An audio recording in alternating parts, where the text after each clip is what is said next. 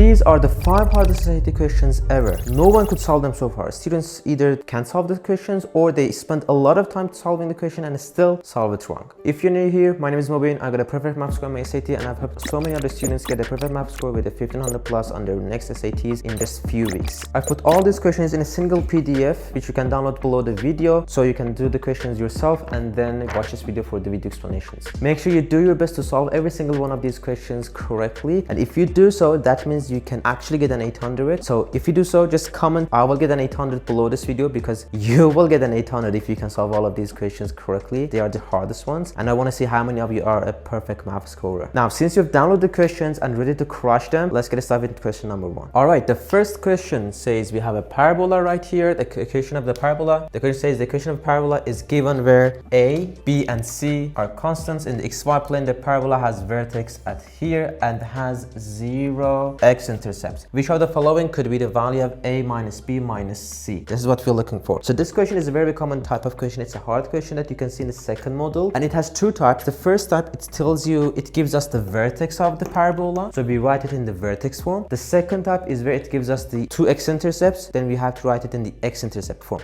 So the first type is vertex form. We're gonna write this parabola in the vertex form. So this, we know that the vertex form of the parabola is a times x minus h squared plus k. So we want to write this parabola in the vertex form using the point vertex. So it's going to be, let's write that, it's gonna be a times x minus 5 squared minus 9 plus k, the y coordinate, so the minus 9. This is the vertex form of this parabola. So if we distribute this, it's going to give us, first let's do this part, it is x squared minus 10x plus 25, and then you must distribute the a, which is going to give us ax squared minus 10ax plus 25a, then you do minus 9, right? So this is the same as this. So you have the a, so let's just match these up. We have the a, we have the a. Here's the b, now here is the b. The negative 10a is our b side, and here is the c. This one is also the c, right? So now we know that, okay, this is a, this is b, this is c, so I can substitute this b and c into here, b and c. So this is going to give us a minus b, which b is negative 10 over a, so negative 10a basically, and c is 25a minus 9. So this is 25a minus 9. Let's add these. It's going to give us a minus negative 10a is going to be a plus 10a. This is going to be 11a. Let's do it. A plus 10a, this negative times this negative 10a minus c minus this. So it's going to be, distribute the negative as well, negative 25a plus 9. Let's simplify this. A 10a is going to 11a minus 25a is going to give us negative 14a plus 9. This is what we have, right? So this is the expression that we got. We have to see which one of these choices can be equal to this. So we have to know something about a. Now the question said that this is the vertex. If we want to graph this parabola in the xy plane, 5 negative 9. So let's make it here. Let's say this is 5, here is negative 9. This is the vertex of this parabola, right? Now this parabola can be upward or downward. Which side is it? That's where we use this information that it has 0 x-intercepts. So if it has 0 x-intercepts, it's going to be downward.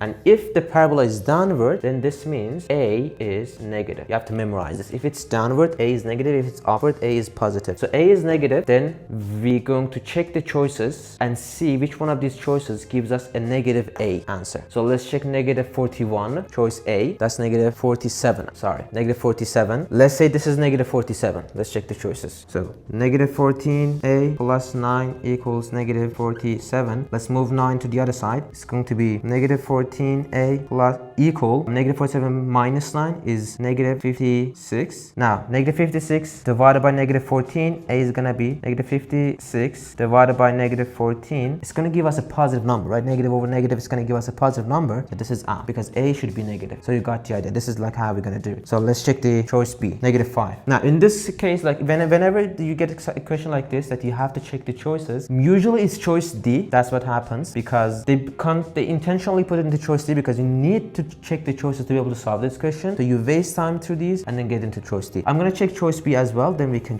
just skip to choice D. Let's do it. We have negative 14a plus 9 equals negative 5. Negative 14a plus is equal to negative 9 goes to the other side. It's going to be negative 14. A is 1. Gives us positive number. This is also out. Let's directly go for choice D. Well, negative 14a. I have to stop this way. Okay. Negative 14a plus 9 equals 23. This one is going to be negative 14a plus equals 23 minus 9 is it's going to give us a positive number, then divided by negative. This is going to give us a negative number. So 23, I'll just do it on Desmos. Avoid mental math as much as you can on SAT. 23 minus 9 is 14. All right. So A is going to be 14 divided by negative 14, negative 1. A is a negative number. Choice D is the answer. That is how you do this question. The second type, as I said, you're going to do the same thing, except rather than the vertex form, you make it the x-intercept form. You distribute it. You set the A's, B's, and C's, and then let's say here is A plus B. So you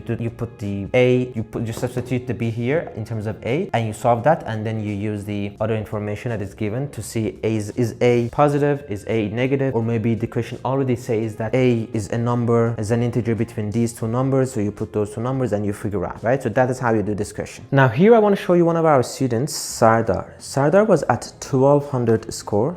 That was his first SAT score, and we had one free tutoring session with him, and he actually implemented what he learned in that tutoring session. Then this happened. He got a 1510. That's over a 300 points increase. Now I hear you might be saying, I wish I had one free one-on-one tutoring session as well. Well, the good news is you can actually have a free one-on-one tutoring session with me. I put a link below this video. You can book just one free one-on-one tutoring session using that link. It's completely free, but the spots are limited, so book it as soon as possible. And the only reason that we're doing this, so we can have more testimonials, more success stories just like Sardar right here. Now that you booked your session, let's move on to question number 2. All right, next question. It says the similarity ratio of the volume of right cylinder A and right cylinder B is 8 to 27. Cylinder A has a radius of 6 centimeters and a surface area of s pi square centimeters. Cylinder B has a height of, okay, so the height of 12 and the radius of 6 centimeters and the surface area of this much. What is the product of T minus S? And we are given how to find the surface area. So this is testing us for the similarities between two cylinders, right cylinders. So we're gonna use this ratio that is given to us to find the radius and the height of each one of the cylinders. So we can find the surface area of each cylinder A and B. So we can find what is S, what is T. So we can find T minus S. That's gonna be the steps.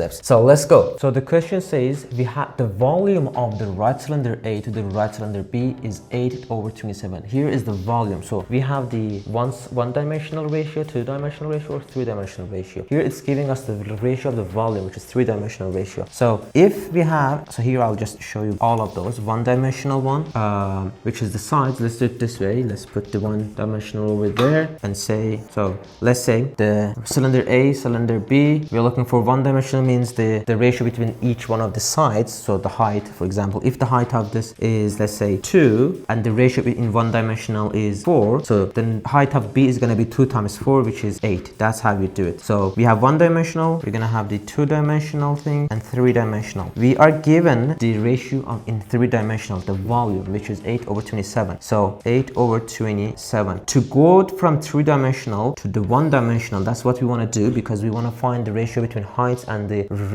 radius, so we can compare the radius of the A and B and find the radius of B as well. So to go from three-dimensional to one-dimensional, you cube root this. To go from two-dimensional to one-dimensional, you square root this, because this is 2, this is 3. So you cube root this. Cube root of 8 is gonna be 2, and cube root of 27 is 3. So this means the ratio in one-dimensional is 2 over 3, 2/3. So whatever the side of A is, the height or the radius of A is, 2/3 of that is gonna be the ratio of B. Okay, the ratio of the volume right cylinder A and right cylinder B is 8 to 7. Yeah, so that is gonna be how you do it. So now we got the ratio in one-dimensional. So the radius of A is 6. So the radius of A to radius of B is equal to this ratio, 2/3. Now radius of A is 6 centimeters. So using this cross product, we can find the radius of B. 3 times 6 divided by 2. 3 times 6 is 18 divided by 2 gives us 9. So the radius of B is equal to 9. We just found the radius of B. We can do the same to find the radius of the height, to compare compare the heights. Here say cylinder B has a height of 12. So using this we can find the height of A. So let's do it. Height of A over height of B is equal to 2/3. The same because it's one dimensional. So height of A, we don't know this. Height of B is 12. So using this cross product, 12 times 224 divided by 3 gives us 8. So the height of A is equal to 8, right? That's what we found. Now using this, we know what is radius and height of A, what is the radius and height of B. Use that, find the surface area, and then you can find S and T. Let's do it. Let's find the surface area of A. So I'm gonna do, let's do it here. Surface area of A is gonna be equal to 2 times pi times radius. So 2 pi, radius is 6 times height. Height of the A is 8 plus 2 pi r square. 2 pi r square is 36. 2 times 36 is going to give us 72. And here 2 times here is 48. 2 times 48, 96 pi plus 70 plus 72 pi. Add them up. This is going to give us 188 pi. This is the surface area of A, which is equal to what? S pi. This is equal to S pi. So S is 188. We just found S equals 188, right? Now repeat the same for B. Surface area of B equals to 2 pi times the radius of B is 9. So times 9 times 12 plus 2 pi times r squared. So r squared 81. Let's do that. This is going to give us 162, and this is going to give us, let's do it on decimals. I'm gonna use 2 times 9 times 12. 2 times 9 times 12 is 216 pi. 216 pi. Yep. Plus 162 pi. Let's do that. 216 plus 162 gives us 378. 378 pi equals, where is it? T pi, right? That's the surface area of B. So T is equal to 378. What we're looking for is T minus S. So 370, why do I do this? 378 minus S, which is 188. Let's do that here. 378 minus 188 gives us 190 as the answer. Let's write this is the final answer for this question. So did you see how we did it? The main point of these questions, the ratios, the similarities, is knowing this. This is what you need to know. One dimensional, two dimensional, three dimensional. Let's say the question said, let's say that we have a question that is, this is the ratio between volumes. What is the ratio in between the areas of these two shapes? Well, you cube root this, you go to one dimensional 2/3, and then you want to go from one dimension to two dimensional, you square this. Square this is going to give us the ratio between in two dimensional, which is going to be 4/9. And so this is basically, let's say the cylinder A, the height of cylinder A is, let's say it's 6. 6 times 2/3 is going to be the height of cylinder B. Let's say the volume, the area of the cylinder A is 10. 10 times 4/9 is the area of cylinder B. And the volume of cylinder A is 15. 15 times this is gonna give us the volume of the cylinder B. So this is like how you find these. If it's given two dimensional, you square root this, go to one dimensional. If three dimensional given, you cube root that, you go to one dimensional, so on and so forth. This is what you need to know to solve these questions. That's how we do this question. All right, question number 3. We can solve this question in two ways. The second way is so fast that you don't even need to touch the pencil. But first I'm gonna show you the first way so you can understand how the solution works, then we can talk about the second way. Now let's read the question. It says x squared plus 9x plus 6 has two solutions, r and s. R is less than s. And x squared plus 18x plus 36 has two solutions, t and u, and t is less than u. If we have this equation has two solutions, t plus r and u plus s, the solutions, two solutions to this equation. The 14x plus c, this one. This is the solution 1, this is solution 2 for this one. What is going to be the value of c right here? So we need to find t, r, u, and s to be able to know those, right? Now, this is the first equation, has two solutions. We can find the r and s. So how can we find the solutions of this? Well, you're gonna use this is a quadratic function. We can use the quadratic formula. So it's gonna be negative b plus minus square root of b squared minus 4ac over 2a, right? So we're gonna use this to find the solutions. Let's do it. Negative b is gonna be negative 9 plus square root of b squared is gonna be 81 minus 4 times 6. It's gonna be minus 24, which gives us over 2a. 2 times 1, 2. So this is 81 minus 24 is 57. So we can just put 57 right here. And we have the second one, negative 9 minus this time 57 over 2. So plus minus. Two solutions. Which one is S? Which one is R? The question said that R is less than S. So the smaller one is the R. This is the smaller one because it has negative, right? So this is R, this is S. There we go. Now let's do the same for second equation. We have, where's the equation? Here's the equation. So negative b, negative 18 plus a square root of 18 square minus 4 times 36 over 2. So let's see what is this part. Negative 18 square. So on decimals, I'm gonna do 18 square minus 4 times 36 gives us 180. There we go. So this part is 180. 180 goes here. Now it's the same thing for the second solution, negative 18. This is a minus root 180 over 2. Which one is t? Which one is u? T is less than u. The smaller one is t. So here is t, here is u. We found the solutions. Now you might be asking, why didn't you just plug them into decimals and see what is the solution? Because you could see the quadratic function, say the x-intercepts, because the solutions would be decimal points, long decimal numbers, not integers. So we won't be able to basically make a good calculation there. We can't copy that number. It's a long decimal. So it's gonna be, when I see that number, when you see that number in decimals, then that is not the best way to do it. That's what you just do it on the paper and you move on to this way, solving it on the paper. So we found the answers. We'll look for t plus r, u plus s. Let's do it. T plus r. So we want to add this and this. So negative 9 minus root 57 over 2 plus negative 18 minus root 180 over 2. We add these up. Because they have the same denominator, we can just add negative 9 and negative 18, which gives us negative 27 minus root 57 minus root 180 over 2. This is the first solution, r plus t. The same thing we're going to do for s and u. That gives us the same denominator. So negative 9 plus negative 18 is negative 27. So s plus u equals negative 27 minus root plus root 57 plus root 180, right? We get the same for this s plus u and r plus t. We have the two solutions now. How can we find c in this equation?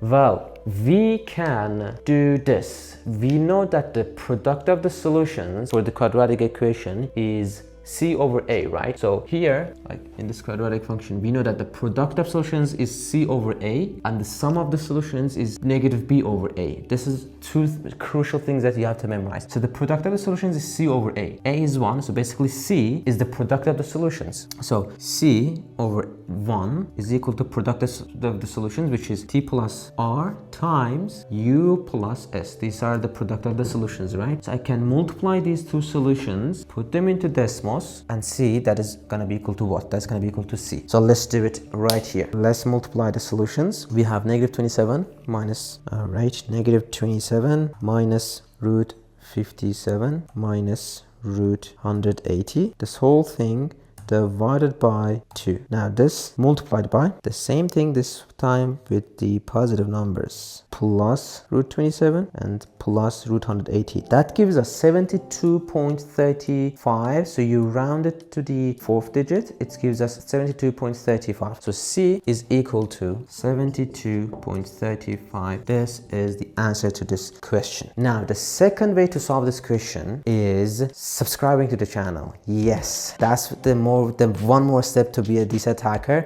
That's how we can solve this question even more faster. So go ahead and smash the subscribe button right now. Let's go on to the next question. Question number 4. Let's do it. It's getting harder slowly. We are in the question number 4. It says the following function, this has a factor of kx plus l, where these are positive constants. What is the greatest value of AC? So this function has a factor like this. So I can write that function ax squared plus 210x plus c equals to the factor kx plus l times something, right? Because this is a factor, I can write it like this. Now this something can be like ux plus t, because if we multiply them, it's going to be something like this. And I put these variables just randomly, like out of nowhere, just randomly we put these variables because the second part should also be something like this. So when we multiply them, it gives us like a format looking like this. Sounds good? Now when we multiply this, it's going to be, let's do it here, we multiply multiply this, it's gonna be k times q x squared plus kt plus lq x. I just factored x one step further, and then you do lt plus l times t, right? This is the function, which is this. So I know that,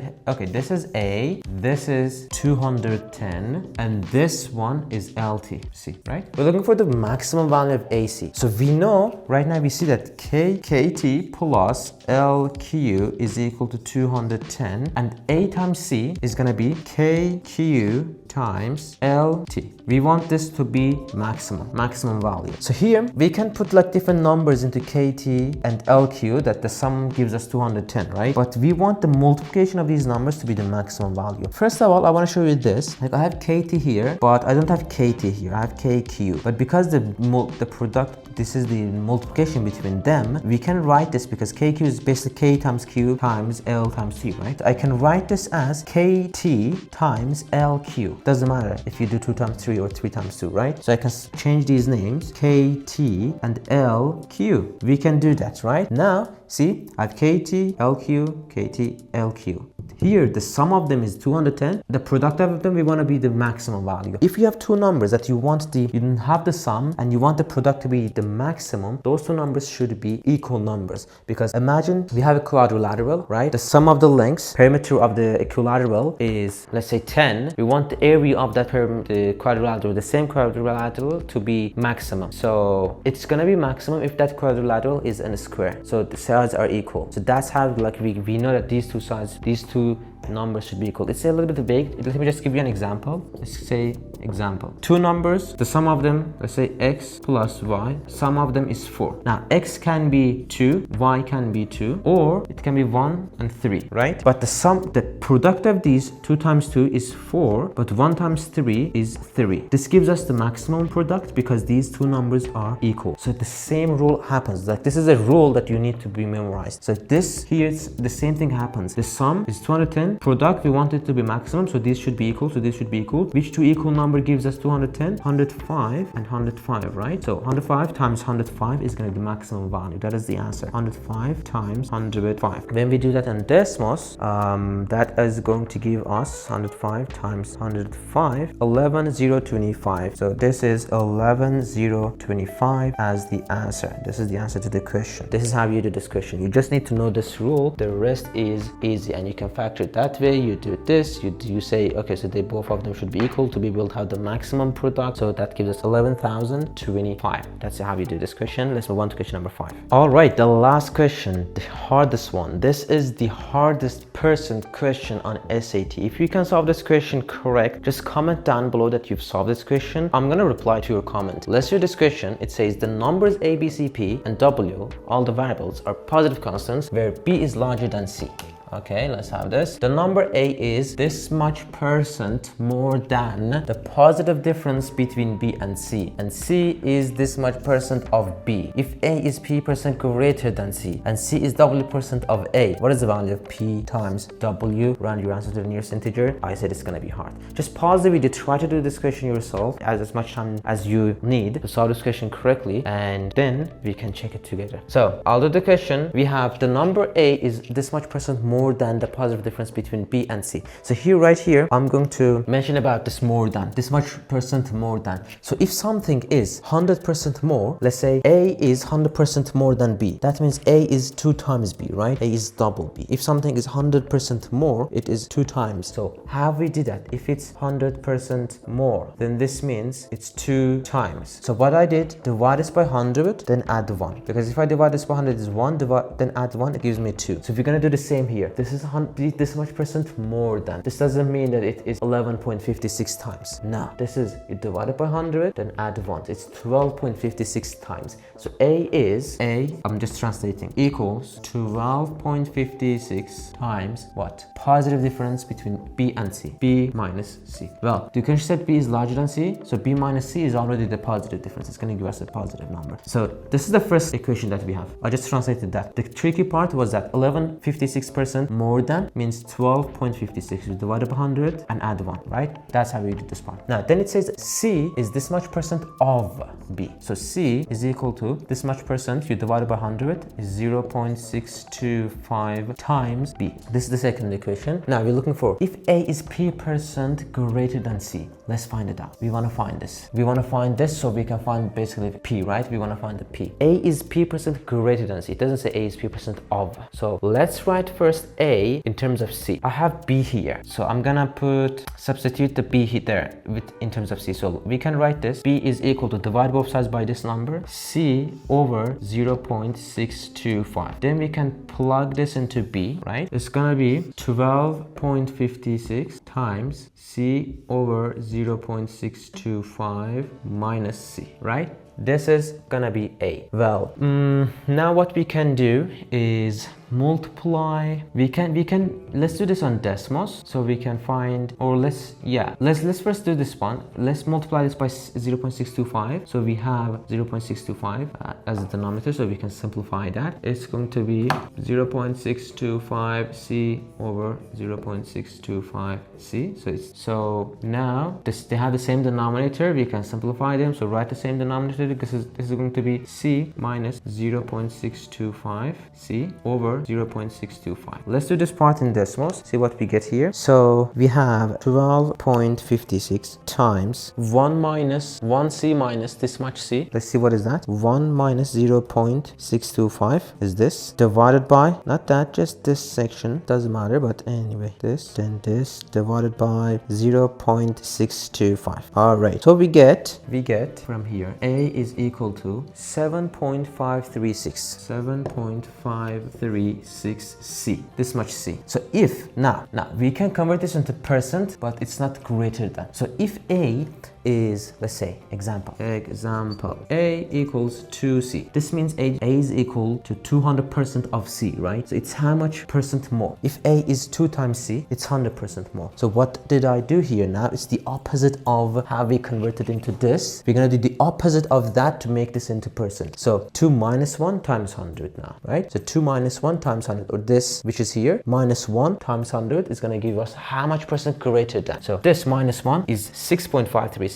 times 100 is going to give us 653.6. So this much percent greater, right? So this is the value of P% greater than, this much percent greater than, and you got how I converted this into this, minus 1 times 100. Now do the same to this equation. Now C is W% of A. C is W% of A. Now I want to write the C in terms of A. So C is equal to this much B. B, we can, we don't need that actually. We already have it here. So A equals to this much C. C is how much percent of A. So let's isolate the C now. We're gonna divide both sides by 7.536. So C is going to be equal to A over 7.536. So this is basically 1 over this times A, right? So let's see what is 1 divided by 7.536. That's going to be 1 divided by 7.536 is 0.13269. Okay, so let's just keep it right there. Let's just have it that way. So this is C equals this much times A. Convert this into percent because it says this much percent of,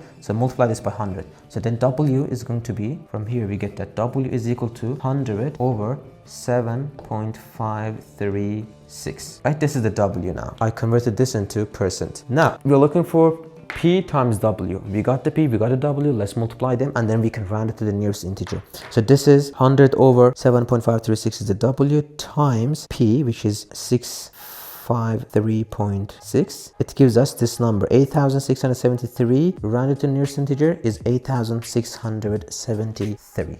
8,673. This is the solution to this question, and this is how you do that. Well, if you've watched this video until this part, you are officially a decent hacker right now. If you haven't booked your free one-on-one tutoring, you can book it by the link below. You can have a one-on-one tutoring with me for free, and you can make me happy by subscribing to this channel, which makes me to keep making these videos and help you to get your target SAT score. As always, your SAT score is closer than you think, so keep studying and I'll see you in the next video.